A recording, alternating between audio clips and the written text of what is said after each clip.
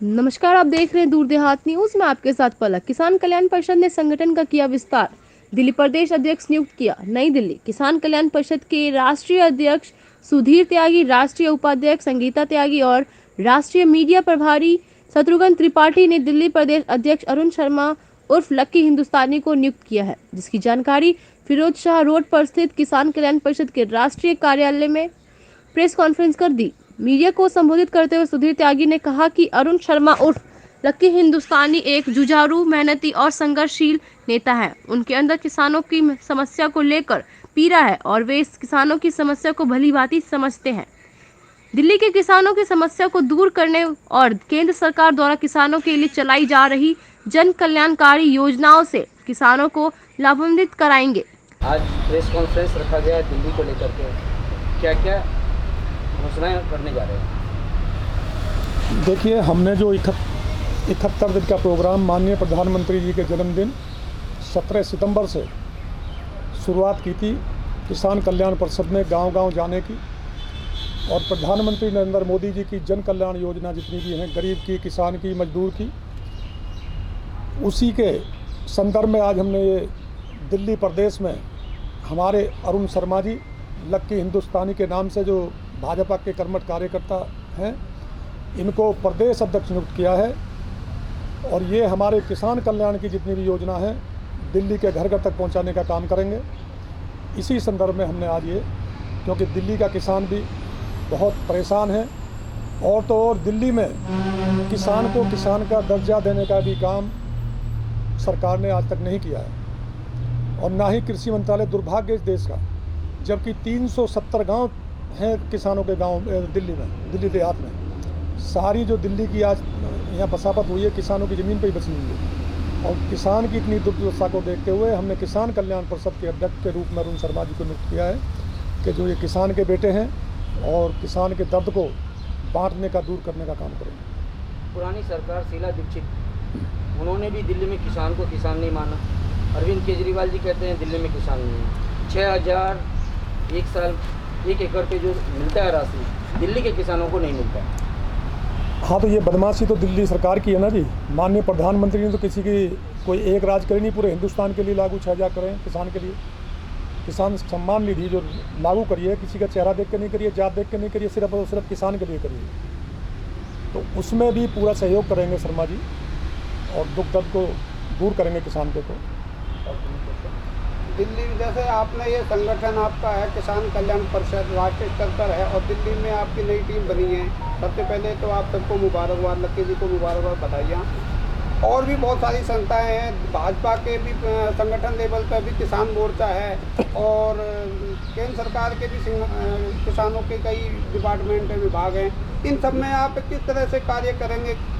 देखिए, हम किसान और सरकार के बीच में सेतु का काम करेंगे। मैं भी किसान मोर्चे का राष्ट्रीय कोषाध्यक्ष कार्यालय प्रभारी रहा हूँ, और लगातार 11 साल कोषाध्यक्ष रहा हूँ किसान मोर्चे का, और अब भी किसान मोर्चे से अभी अलग हो नहीं हूँ, कार्यकर्ता हूँ बीजेपी का। और जितने मेरे सब साथी बैठे हैं तकरीबन सब बीजेपी के कार्यकर्ता हैं। कोई हमेशा पदाधिकारी रहेगा ऐसा नहीं है, लेकिन हमने किसानों के बीच में जाके, किसान का बेटा हूँ, किसान के दर्द को समझा है। इसीलिए इस किसान कल्याण परिषद का जो गठन किया है कि हम जो मोर्चे में रह के काम नहीं कर पाए, जो अधूरे रह गए हैं, किसान की मदद नहीं कर पा रहे हैं, तो हमने किसान कल्याण के माध्यम से किसान की समस्या को दूर करने का काम करेंगे। नहीं, मेरा सवाल ये था कि आपका संगठन किसानों के हक की बात कर रहा है, और किसान मोर्चा भाजपा का वो भी किसानों के हक की बात करेंगे, आगे योजनाएं चलेंगे, उनके साथ आप कैसा समन्वय बनाएंगे? मैं आपको यही बता रहा हूँ। सभी पत्रकार बंधुओं को मेरी हाथ जोड़ के विनती है, मेरी बात को समझ लें, मेरी बात को पहुँचाएँ, किसान तक पहुँचाएँ, सरकार तक पहुँचाएँ। हमारा ये संगठन सरकार और किसान के बीच में सेतु का काम करेंगे। जो किसान भोला भाला मेरे देश का अन्नदाता, जो लोगों के बहका में आके कहीं बॉर्डर पर बैठा भटक रहा है, कहीं सड़क पर भटक रहा है, कहीं धरना दे रहा है, कहीं प्रदर्शन कर रहा है, वो जो भोले भाले किसान को बहकाने का काम कर रहे हैं संयुक्त किसान मोर्चा में, उनको भी आपके माध्यम से बात पहुंचाना चाहता हूं। वे गांव की तरफ जाएं, गांव-गांव जाकर, और प्रधानमंत्री की जन कल्याण जो योजना उन्हें जाने के बताने का काम करें। अगर किसी कारणवश से प्रधानमंत्री नरेंद्र मोदी जी की किसी किसान को योजना नहीं पहुंची है, तो उसको दिलाने का काम किसान कल्याण परिषद के द्वारा हम करेंगे। आगे आपकी जो कार्यविधि है और क्या क्या आपके आंदोलन रहेंगे, क्या क्या आपके आगे की रूपरेखा रहेगी? हमारा काम आंदोलन का नहीं है, हमारा काम है जन कल्याण करना। अगर ये काम तो विपक्षी पार्टियां सपा, बसपा, कांग्रेस सब लगे हुए हैं धरना प्रदर्शन कराने के लिए। हमारे संगठन का काम है किसानों के बीच में जाना, उनकी समस्या को दूर करना। देखिए, मैं आपके माध्यम से बता देना चाहता हूँ, इस देश में यूरिया की इतनी कमी थी। जब से प्रधानमंत्री नरेंद्र मोदी प्रधानमंत्री बने हैं, किसान की यूरिया की, डीपी खाद की, सबकी समस्या दूर कर दी है। लाठी बचती थी और किसान को यूरिया खाद नहीं मिलता था। सम्मान निधि 6,000 रुपये, आदमी जब फसल बोने का टाइम आता था अपनी ज़मीन को गिरवी लेके जब पैसे लेके जब बीज लेता था, जब खाद लेता था, तो माननीय प्रधानमंत्री जी ने वो काम करा है। और उत्तर प्रदेश में योगी जी ने वो काम करा। 6 घंटे बिजली आती थी, आज 22 घंटे गांव-गांव बिजली आ रही है। तो किसान को खाद की, बिजली की, सोलर पंप की, हेल्थ कार्ड की, किसी चीज़ की कमी नहीं छोड़ी है इस सरकार ने, भाजपा सरकार ने। सर, किसान कल्याण परिषद अब तक किन किन राज्यों तक पहुँच पाई है? देखिए, किसान कल्याण परिषद तकरीबन 21 प्रदेशों में पहुंच चुका है और 36 प्रदेश संगठन के हिसाब से मानते हैं। आने वाले समय में, क्योंकि अभी हमने जो संकल्प लिया था 17 सितंबर को, माननीय प्रधानमंत्री जी के जो 71 कार्यक्रम हैं उनको लगातार चलाना है। तो अभी तो हमारे सारे कार्यकर्ता उसमें लगे हुए हैं। हम साल भर के अंदर पूरे 36 प्रदेश में जिले से लेकर पंचायत तक इस संगठन को पहुँचाने का काम करेंगे। और इसी कड़ी में हमारे साथ जो आज दिल्ली प्रदेश के नियुक्त करें हमने अध्यक्ष अरुण शर्मा जी, और उत्तर प्रदेश में बीना भाटी जी, और हमारे यहाँ बुंदेलखंड के नितेश जी भी बैठे हैं जो क्षेत्रीय अध्यक्ष हैं, मध्य प्रदेश से हैं। बहन हमारी संगीता त्यागी जी राष्ट्रीय उपाध्यक्ष हैं। तो कुछ विस्तार से चर्चा करेंगे जो हम वो लेके चल रहे हैं, उसके बाद ये करेंगे। ये आगे आगामी जो आपके कार्यक्रम है उसके बारे में बताएं। आप सभी पत्रकार बंधुओं को मेरा नमस्कार है। मैं आपके माध्यम से ये संदेश देना चाहती हूँ कि अभी जो स्थितियाँ हैं हमें उसमें दिग्भ्रमित नहीं होना, क्योंकि किसान अन्नदाता था, अन्नदाता है और हमेशा अन्नदाता रहेगा। पूरे देश का ही नहीं, विश्व में भी उसके द्वारा उत्पादित की जाने वाली वस्तुएं जा रही हैं। तो आज ज़रूरत है उसे हमें सृजनशीलता की तरफ लेकर जाना है। वो जो सृजनशीलता है वो कभी अपवादों में नहीं होती। जैसे अभी भाई ने प्रश्न किया था कि आप लोगों का क्या आंदोलन रहेगा, क्योंकि हम आंदोलन में विश्वास नहीं रखते, ज़मीन पर रहकर काम करने में विश्वास रखते हैं। जैसा कि माननीय अध्यक्ष जी ने प्रधानमंत्री मोदी जी के जन्मदिन पर एक शपथ ली थी हमारे किसान कल्याण परिषद ने कि जितनी भी तमाम सरकारी योजनाएं हैं उनको हमें गांव तक, प्रदेश तक, ज़िले तक, यहाँ तक कि बूथ लेवल तक हमें लेकर जाना है। क्योंकि अगर इन सरकारी योजनाओं को हम रूट लेवल तक पहुँचा सकें, अब से पहले भी बहुत सारी सरकारी योजनाएं बनी थी, प्रयास किए गए थे, लेकिन जो अधिकारी वर्ग है उनकी दूरदर्शिता इतनी नहीं थी या वो रूट लेवल तक ना पहुंचाने में सक्षम नहीं रहे थे। तो इस सारे काम को किसान कल्याण परिषद जो है सरकार और किसानों के बीच में सेतु का काम करने के लिए प्रतिबद्ध है और वो काम कर रही है लगातार हर प्रदेश में। अभी हम लोगों ने पीछे उत्तर प्रदेश में प्रवास किया था और लगातार कार्यक्रम चल रहे हैं।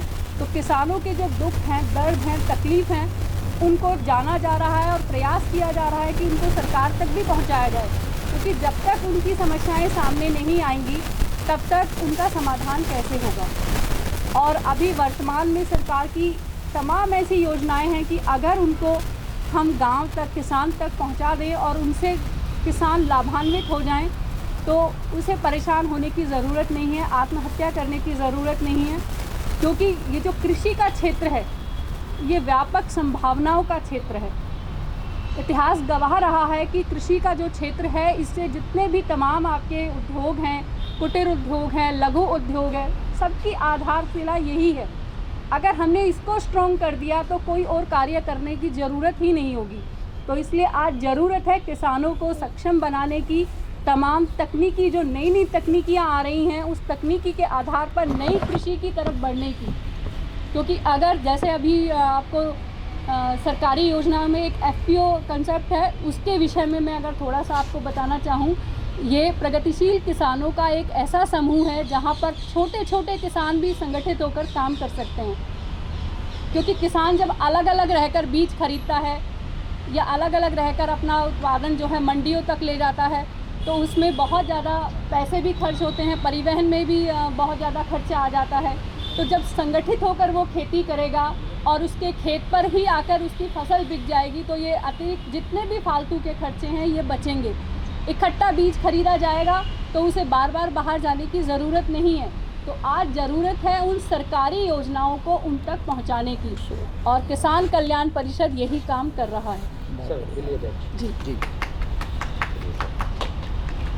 बड़ी जिम्मेदारी मिली है। दिल्ली देश की राजधानी में बसता है और पूर्व जितने भी खास करके कांग्रेस और आम आदमी के जो सीएम रहे हैं, दिल्ली में किसान को किसान मानते ही नहीं। सबसे बड़ा सवाल तो आपसे ये आता है। सर्वप्रथम तो एक हिंदू होने के नाते ओम त्र्यंबकं यजामहिं सुगंधिं पुष्टिवर्धनम उर्वारुकमबंधनात् मृत्युर्मोक्षमामृताम्।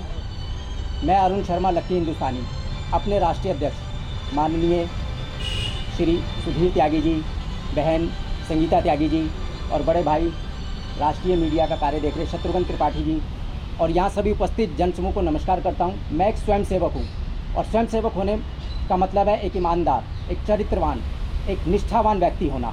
तो मुझे गर्व है कि मैं राष्ट्रीय स्वयंसेवक संघ का स्वयंसेवक हूँ, भारतीय जनता पार्टी का एक सिपाही हूँ। और इसके साथ साथ आज मुझे जो अध्यक्ष जी ने इतनी बड़ी जिम्मेदारी दी है दिल्ली जैसी राजधानी के अंदर, तो मैं आपको एक ही बात कहना चाहूँगा कि मैं अपने नाम के साथ अरुण शर्मा की बजाय लक्की हिंदुस्तानी ज़्यादा लगाता हूँ और उसको ही प्रचलित करता हूँ, क्योंकि मैं जाति, धर्म, पंथ, समुदाय में विश्वास नहीं करता। मैं कभी किसी जाति को प्रेफरेंस नहीं देता। मैं कभी ये नहीं कहता कि मैं ब्राह्मण हूँ। तो आप मेरा फेसबुक भी चेक कर सकते हैं। तो इन चीज़ों को मैंने इसलिए बताया कि आज किसान कल्याण परिषद के अंदर मैं जुड़ा हूँ, तो मैं ये बताना चाहता हूँ कि मैं एक मज़दूर का बेटा हूँ। मेरे पिताजी जो थे वो एक पेंट पॉलिश का काम किया करते थे। मेरी माताजी स्वर्गीय स्कूल में टीचर थी। मैं किसी धनाढ्य परिवार से नहीं आया हूँ। आज जो मैंने हासिल करा तो अपने बड़ों के आशीर्वाद और अपनी मेहनत के दम पे करा है। किसान कल्याण परिषद के द्वारा जो भी कार्य मुझे बताए जाएंगे मैं उनको पूर्ण रूप से करूँगा।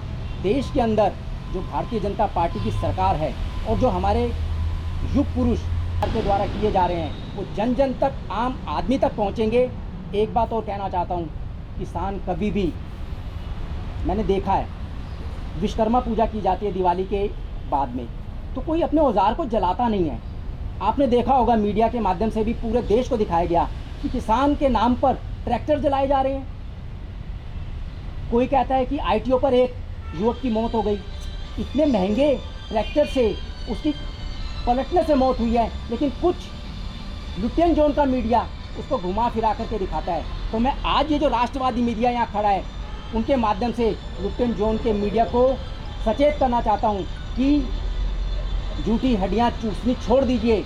ये केंद्र की मोदी सरकार है, जो राष्ट्रवादी सरकार है, जो ज़मीन पर रहने वाले एक आम आदमी के लिए कार्य करती है, और उसी के दम बदौलत धारा 370 हटी, भगवान श्री राम मंदिर का निर्माण हुआ और ऐसे अनेकों मुद्दे हुए।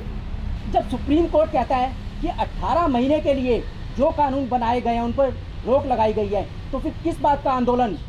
आप जाकर के जांच कीजिए। और बहुत से आप भी भाई बंधु जानते हैं कि वहाँ जो लोग बैठे हैं वो किसानों के वेश में गुमराह किए हुए कुछ युवा हैं, कुछ लोग हैं, किसान नहीं है। किसान आज भी पूरे देश में कार्य कर रहा है, भटकाया जा रहा है। जी, दिल्ली की जिम्मेदारी मिली आपको जी, और दिल्ली के किसानों को केंद्र सरकार द्वारा जो योजना दी जा रही है उसका लाभ पहुंचाना, ये सबसे बड़ी जिम्मेदारी है आपको। जी, मैं पत्रकार बंधु आपके माध्यम से अपने भाई बंधुओं तक ये बात पहुंचाना चाहता हूं कि जो केंद्र सरकार की योजनाएं हैं हम उन्हें ज़मीन पर लेके जाएंगे, कागज़ के प्रारूप बना करके हर घर घर जा करके उनको बताएंगे कि आपकी आयु, आपकी शिक्षा के अनुसार आपको ये लाभ मिल सकता है। एक अज्ञानता है, उनको जानकारी नहीं है। सोशल मीडिया के दौर में भी आज अनेकों परिवार ऐसे हैं कि जिन्हें जानकारी नहीं है कि उन्हें किस माध्यम से क्या चीज़ मिल सकती है। हम उनको उस माध्यम तक पहुँचाएँगे। शर्मा जी, मेरा एक सवाल है कि किसान सम्मान निधि योजना जी, वो लागू नहीं है जी, तो इसके लिए आपकी तरफ से क्या प्रयास होंगे कि अरविंद केजरीवाल सरकार इस पर रोक लगाई हुई है? देखिए केजरीवाल ना तो राजनीतिक व्यक्ति था और ना राजनीतिक व्यक्ति है, वो एक अराजक तत्व है। अभी इन्होंने पीछे कहा कि 11 करोड़ रुपए की हमें आवश्यकता है, 11,000 करोड़ रुपए की। दिल्ली को लूट करके भुखमरी के कगार पे खड़ा कर दिया विज्ञापनों के माध्यम से, और आज वो कह रहा है कि मैं उत्तराखंड में 300 यूनिट फ्री दूंगा, यूपी में दूंगा, पंजाब में दूंगा। यानी दिल्ली को तो लूट खाया प्रचार के माध्यम से, अब वो बाकी राज्यों को भी लूट कर खाएगा। उसने आयुष्मान योजना को लागू नहीं होने दिया, क्योंकि जब आयुष्मान योजना लागू हो जाती तो दिल्ली का एक गरीब व्यक्ति सीधा सीधा नरेंद्र मोदी जी के साथ जुड़ जाता। और जो अराजक तत्व हैं वो कैसे राष्ट्रवादी शक्तियों के साथ जुड़ने देंगे। तो मैं माननीय अध्यक्ष जी के नेतृत्व में, बहन जी और भाई साहब के नेतृत्व में हर घर तक जाऊंगा और एक एक व्यक्ति को इन जन कल्याणकारी नीतियों के बारे में बताऊंगा। और जब वो जान जाएंगे तो मैं आपको विश्वास दिलाता हूं, आगामी 2022 का चुनाव जो नगर निगम का दिल्ली में होने वाला है, वो भारतीय जनता पार्टी पूरे जोर शोर से जीतेगी। और उसके बाद 2025 में जो दिल्ली का चुनाव होगा, उस चुनाव के अंदर केजरीवाल को अपने प्रतिनिधियों की जमानत बचानी भारी पड़ जाएगी। या आप देखते जाइए कि किस प्रकार किसान कल्याण परिषद लोगों के बीच जाकर अपना कार्य करती है। धन्यवाद। और कोई जवाब हो किसी का? अभी